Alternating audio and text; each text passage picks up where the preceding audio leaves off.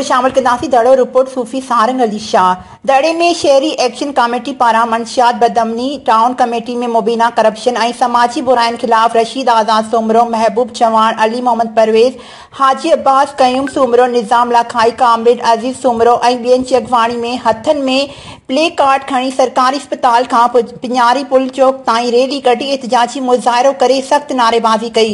हुन मौक़े ते अॻवान चयो त पुलिस जी सरपरस्ती हेठि शहर ऐं बरपासी मंशियात जो विकिरो खुलेआम जारी आहे, जंहिं करे नौजवान नस्ल तबाह थी रहियो आहे, जॾहिं त बदअमनी सबबि चोरियूं रोज़ जो मामूल बणिजी वियूं आहिनि। शहरी ऐं वापारी अद तहफ़ुज़ जो शिकार थी विया आहिनि।